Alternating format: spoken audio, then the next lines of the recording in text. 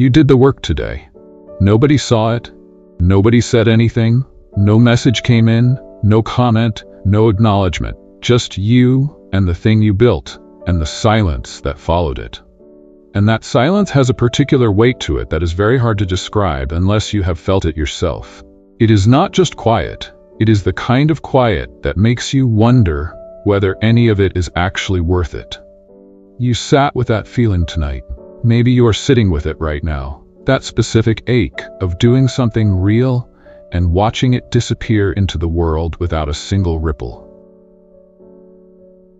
And the worst part is not the silence itself.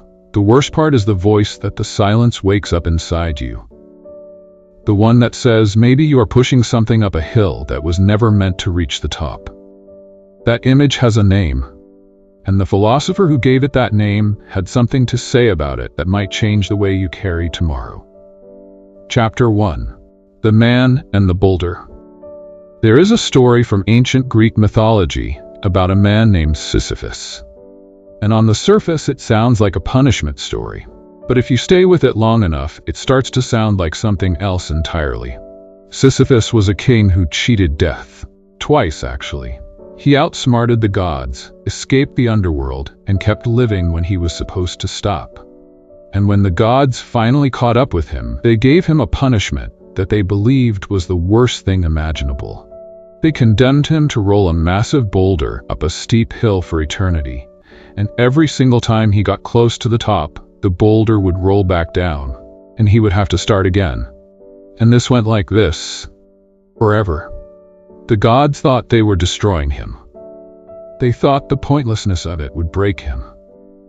That the endless repetition with no reward and no finish line would be the most crushing thing a conscious being could experience. But in 1942, a French philosopher named Albert Camus wrote an essay about Sisyphus, and he ended it with one of the most quietly radical sentences in the history of human thought. He said, "We must imagine Sisyphus happy."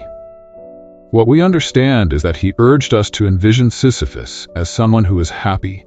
He is not defeated, not broken, not hollowed by the endless cycle, but truly content. And before you dismiss that as philosophical nonsense, stay with me. Because Camus was not being naive. He was not telling you to pretend things are fine when they are not. He was pointing at something specific about the nature of effort and meaning that most people spend their entire lives missing. Chapter 2. What the Boulder Actually Is. Let us make this personal, because this is not really about a myth. It is about your Tuesday. You have a boulder. We all do, right? Maybe yours is a creative project that is not gaining traction yet. Maybe it is a skill you are building in private that nobody has recognized. Maybe it is a business you are running in the early hours before your actual job starts. Maybe it is a standard you are holding yourself to that the people around you do not even know exists. And every day you push it. You show up and you push. And some days it moves well and you feel the progress and it almost feels like you are getting somewhere. But then something happens. The numbers drop. The response is flat. The effort does not translate into anything visible. And the boulder rolls back down. Here's what Camus understood that the gods in the story did not. The gods thought the punishment was the repetition. But the repetition was never the problem. The issue that aimed to break Sisyphus was the lack of an audience. It was the lack of any outcome. The absence of someone there to acknowledge and affirm his efforts, to say that what he was doing was significant and worthwhile. And that is exactly what you are dealing with right now, is it not? You are not afraid of the work. You are afraid that the work is happening in a room with no windows and no doors and nobody will ever look in. But here's where Camus pivots the whole thing, and this is the part that matters. Chapter 3. The Moment Between the Pushes. Camus was not interested in the top of the hill. He was not interested in whether the boulder stayed up. What he was interested in was the walk back down. Think about that for a moment. Every time the boulder rolls back, Sisyphus has to walk back down the hill to where it landed. And that walk takes time. It is a moment of complete awareness. He knows exactly what just happened. He knows exactly what comes next. There is no illusion. There is no false hope. There is no pretending that it went differently than it did. And Camus said that in that walk, in that completely clear-eyed, undeceived walk back down the hill, is where the real human being lives. Most of us spend enormous energy trying to skip that walk. We distract ourselves when the boulder rolls back. We scroll, we rationalize, we tell ourselves a story that makes the setback feel like it did not happen the way it happened. Because sitting with the full weight of having pushed hard and gotten nowhere is genuinely painful. It asks something of you that is very difficult to give. But Camus said the walk down is not the punishment. The walk down is the moment of freedom.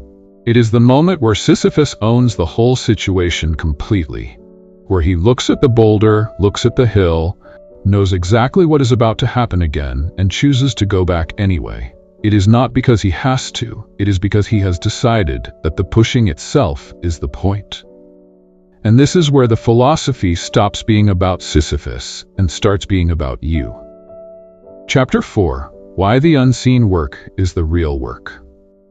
Here is something that nobody in the modern world wants to hear.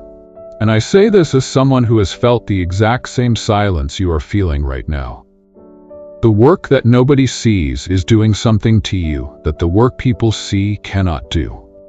When an audience is present, and the metrics are rising alongside incoming comments and genuine recognition, the work itself becomes invigorated.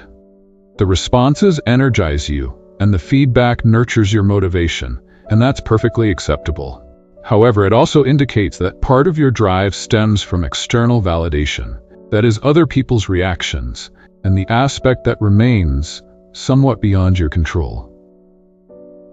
But the work you do in the silence, the work that disappears into the void with no ripple, the boulder you push when absolutely nobody is watching, that work has to find its fuel entirely inside you.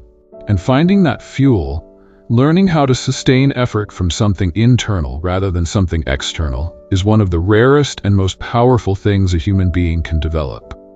Camus called it revolt. It is not the loud, fist-in-the-air kind of revolt. This is the quiet kind of revolt. The decision to keep going, not because the system has rewarded you, but because you have decided that your effort has value, independent of whether anyone else has noticed it yet. That word "yet" is important, because the unseen work is almost never unseen forever. It compounds quietly. It builds something in you and around you that eventually becomes impossible to ignore. But you cannot get to that point if you need the recognition before you can keep going. The recognition has to become a bonus rather than the reason. And that shift from needing to be seen to choosing to do it anyway is exactly what Camus was describing when he said we must imagine Sisyphus happy. He is not happy because the boulder stayed up. He is happy because he found something in the boost pushing that belonged entirely to him and that no God, no audience, and no outcome could ever take away. Chapter 5. The walk back down is yours. So let us end where we started. You did the work today, nobody noticed. And that hurt in the specific quiet way that only people who are genuinely trying to build something understand. But here is what I want you to hold on to as you close this video and go back to your life. The silence is not evidence that the work does not matter. The silence is the conditions under which the real version of your commitment gets tested and built. Anyone can push the boulder when the crowd is cheering. The person who pushes it in complete silence, who walks back down that hill with full awareness and goes again anyway, that person is building something inside themselves that is far more durable than recognition. Camus wrote that there is no fate that cannot be overcome by contempt, and he did not mean contempt in a bitter, angry sense. He meant the refusal to be defined by the outcome. The decision to look at the boulder, the hill, the silence, the indifference of the world, and say that none of it gets to determine whether you keep going. That is not a small thing. That is actually one of the hardest things a person can do in a culture that measures everything by visibility and response and numbers on a screen. but you are already doing it. The fact that you are still here, still trying, still showing up for something that has not paid you back in the currency of recognition yet, that is the whole point. That is the revolt Camus was talking about. The boulder will roll back down again. It will, and you will walk back down after it. And in that walk, in that clear-eyed, undeceived, completely honest moment between one push and the next, you will find something that the gods who designed the punishment never accounted for. You will find that the hill belongs to you. And that changes everything.